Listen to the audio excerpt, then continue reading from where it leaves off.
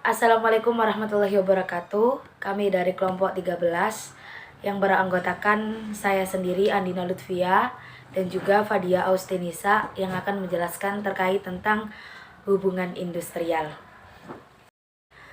Di sini kita akan menjelaskan terkait yang pertama ada kebijakan hubungan industrial di Indonesia, kemudian yang kedua hubungan kerja dan perjanjian kerja, yang ketiga perlindungan kerja dan juga kesejahteraan pekerja, yang keempat penyelesaian perselisihan hubungan industrial, yang kelima negosiasi dalam hubungan industrial. Terkait tentang kebijakan hubungan industrial di Indonesia, sejarah hubungan industrial dimulai dengan sistem perbudakan, di mana sistem hubungan industrial di Indonesia harusnya diletakkan pada kerangka hubungan antara sistem politik dan sistem ekonomi. Kemudian sistem hubungan industrial pada waktu tertentu di dalam sejarah perkembangannya terdiri dari aktor-aktor tertentu. Yang pertama ada serikat pekerja, pengusaha atau asosiasi pengusaha, dan pemerintah, konteks tertentu dan suatu ideologi tertentu yang mengikat. Hubungan kerja yang terdapat dalam pasal 1 ayat 15 Undang-Undang Nomor 13 Tahun 2003 bahwasanya hubungan kerja adalah hubungan antara pengusaha dengan pekerja atau buruh yang berdasarkan perjanjian kerja yang mempunyai unsur pekerjaan, upah, dan perintah. Dengan demikian jelaslah bahwa hubungan kerja terjadi karena adanya perjanjian kerja antara pengusaha dengan pekerja atau buruh. Hubungan kerja pada dasarnya merupakan hubungan antara buruh dan majikan setelah adanya perjanjian kerja, yaitu suatu perjanjian di mana pihak ke satu buruh mengikatkan dirinya kepada pihak yang lain, kemudian majikan untuk bekerja dengan mendapatkan upah dan majikan nantinya menyatakan kesanggupannya untuk memperkerjakan buruh dengan cara membayar uang. Yang kedua adalah perjanjian kerja. Perjanjian kerja berdasarkan pasal 1 ayat 14 Undang-Undang Nomor 13 Tahun 2003 tentang ketenagakerjaan merupakan perjanjian antara pekerja atau buruh dengan pengusaha atau pemberi kerja yang memuat syarat-syarat kerja, hak, dan kewajiban para pihak. Kemudian pasal 1601A Perdata memberikan pengertian bahwasanya perjanjian kerja ini merupakan perjanjian dengan mana pihak yang satu, si buruh, mengikatkan dirinya untuk di bawah perintah pihak lain. Majikan nantinya diberikan sesuatu dan juga waktu tertentu untuk melakukan pekerjaan dengan menerima upah.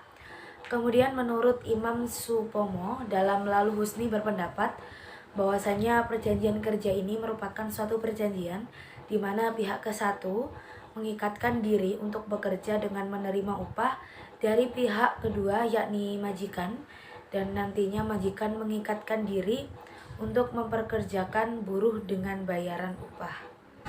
Selanjutnya yakni terkait tentang isi perjanjian kerja.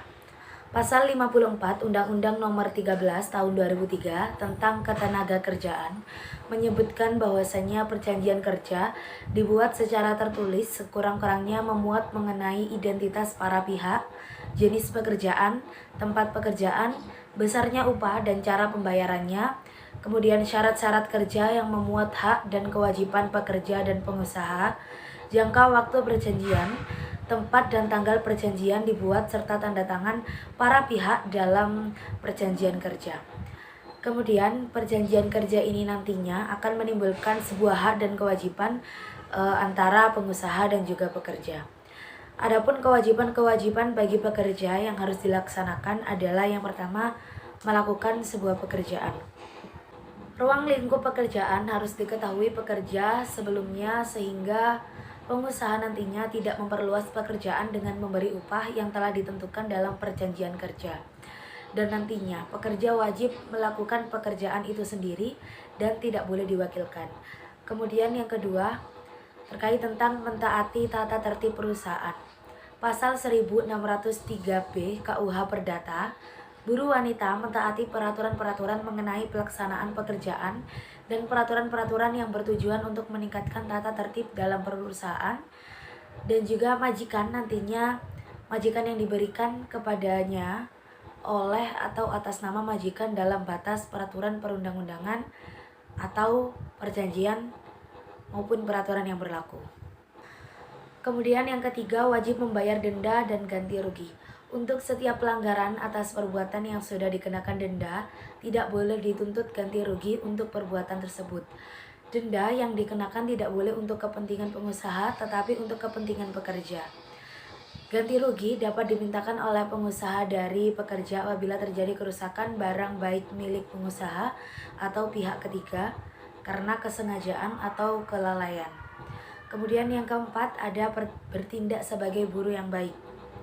Pekerja wajib melaksanakan kewajibannya dengan baik, seperti apa yang tercantum dalam perjanjian kerja maupun peraturan perusahaan.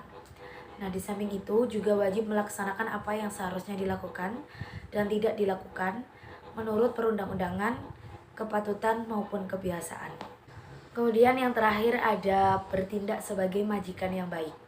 Pasal 1602 YKUH Perdata menyebutkan bahwasanya majikan ini nantinya wajib melakukan segala sesuatu yang dalam keadaan sama seharusnya dilakukan atau tidak dilakukan oleh seorang majikan yang baik.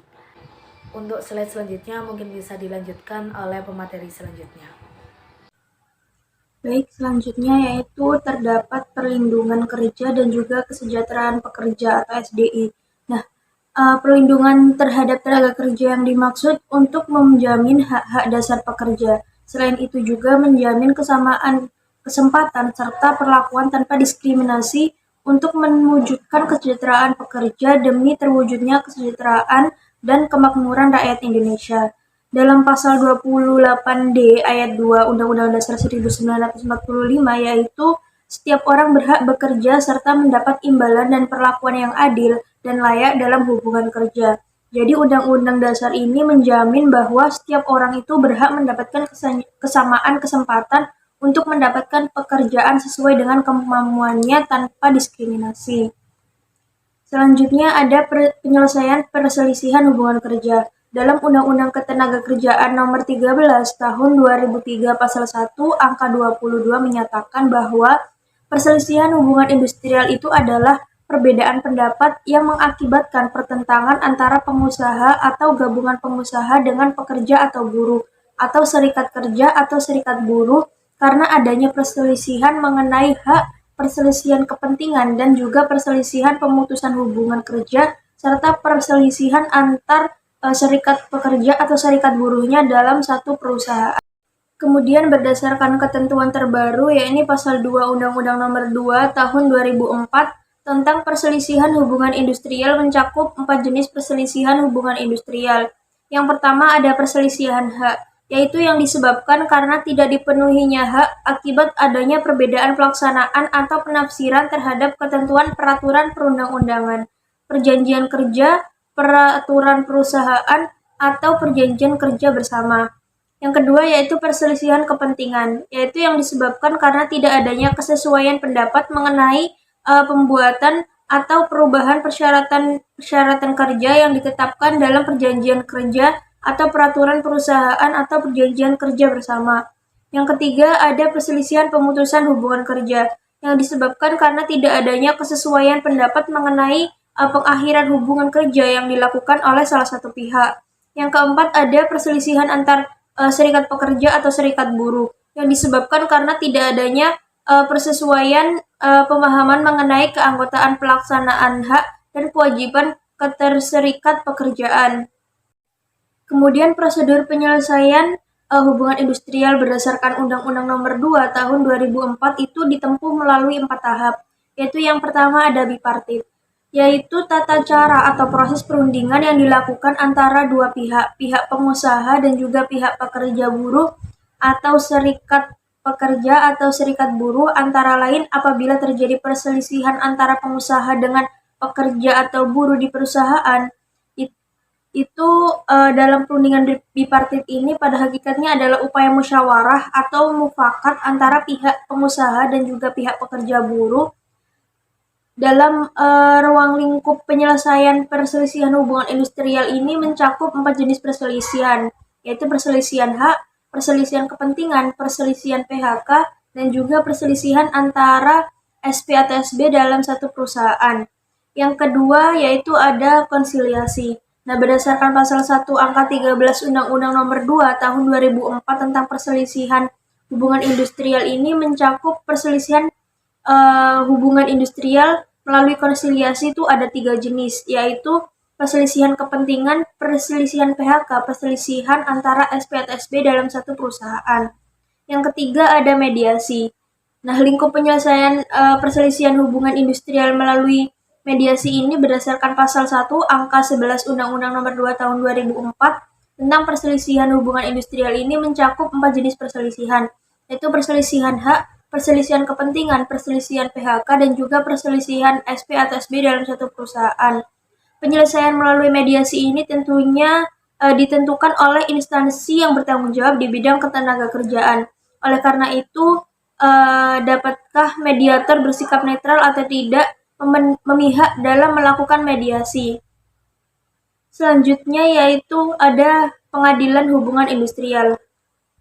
Apabila tidak tercapai penyelesaian melalui konsiliasi atau mediasi, maka salah satu pihak atau para pihak dapat mengajukan gugatan kepada pengadilan hubungan industrial.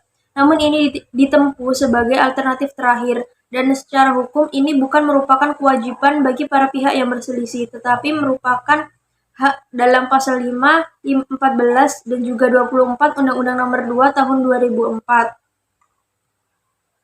Kemudian yaitu ada negosiasi dalam hubungan industrial. Negosiasi merupakan suatu pendekatan yang digunakan untuk mengelola atau menangani konflik pada berbagai bentuk komunikasi. Negosiasi sendiri merupakan salah satu metode dari manajemen konflik. Selain melalui mediasi atau dialog, negosiasi lebih menekankan pada adanya pertukaran usulan yang ditujukan untuk meminimalisir perbedaan akibat adanya ketidaksesuaian tujuan dari para pihak dan cara menciptakan sebuah kesepakatan. Nah, menurut William Zermatt mengemukakan bahwa ada 5 tingkatan analisis yang berbeda dalam negosiasi, yaitu yang pertama ada pendekatan struktural, yang kedua ada pendekatan integratif, yang ketiga ada pendekatan perilaku, yang selanjutnya ada pendekatan proses, dan yang terakhir ada pendekatan strategis. Nah, untuk kunci sukses dalam negosiasi adalah dengan berpikir logis dalam berargumentasi, senantiasa didukung fakta dan juga data yang aktual dan dapat dipertanggungjawabkan, bersikap gigih serta tidak terpancing membicarakan hal-hal yang tidak relevan di luar substansi yang dirundingkan. Mungkin itu saja presentasi dari kelompok kami. Apabila ada kesalahan kami mohon maaf. Dan saya akhiri. Wassalamualaikum warahmatullahi wabarakatuh.